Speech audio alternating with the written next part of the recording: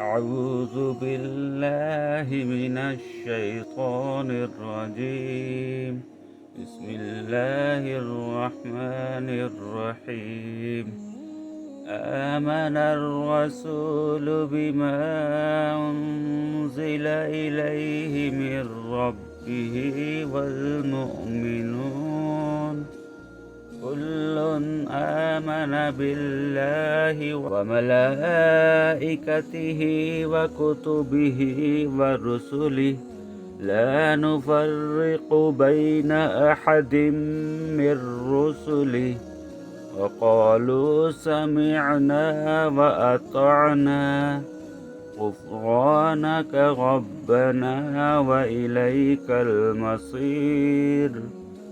لا يكلف الله نفسا إلا وسعها لها ما كسبت وعليها ما اكتسبت ربنا لا تؤاخذنا إن نسينا أو أخطأنا ربنا ولا تحمل علينا إصرا كما حملته على الذين من قبلنا ربنا ولا تحملنا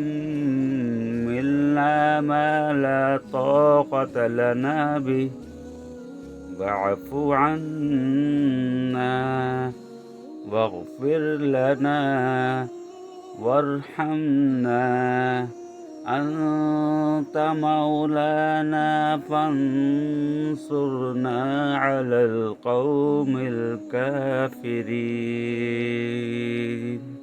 صدق اللہ العظیم. آپ کے ایک شیعہ سے نہ جانے کتنے لوگ تلاوت کر لیں گے اور بخشش کا ذریعہ بن سکتے ہیں. سورۃ البقرہ کی آخری 2 آیات کی فضیلت. حضور صلی اللہ علیہ وسلم کو معراج کی رات جو 3 چیزیں ملیں ان میں سے ایک سورۃ البقرہ کی یہ آخری 2 آیات بھی ہیں. رسول اللہ صلی اللہ علیہ وسلم نے فرمایا جس شخص نے سورۃ البقرہ کی آخری 2 آیات رات کو پڑھیں تو وہ اس کے لیے کافی ہو جائیں گی. ابن عباس رضی اللہ تعالی عنہ نے کہا ایک دن جبریل علیہ السلام حضور صلی اللہ علیہ وسلم کے پاس بیٹھے ہوئے تھے کہ ایک آواز بڑی زور کی سنی دروازہ کھلنے کی اور آپ نے اپنا سر اٹھایا اور جبریل علیہ السلام نے کہا کہ یہ ایک دروازہ ہے آسمان کا کہ آج کھلا ہے اور کبھی نہیں کھلا تھا. پھر اس سے ایک فرشتہ اترا اور جبریل علیہ السلام نے کہا کہ یہ فرشتہ جو زمین پر اترا ہے کبھی نہیں اترا سوائے آج کے. اور اس نے سلام کیا اور کہا خوشخبری ہو حضور صلی اللہ علیہ وسلم کو 2 نور کی کہ آپ صلی اللہ علیہ وسلم کو عنایت ہوئے اور نبیوں میں سے کسی نبی کو نہیں ملے سوائے آپ صلی اللہ علیہ وسلم کے. ایک سورۃ الفاتحہ ہے اور دوسرا سورۃ البقرہ کا خاتمہ.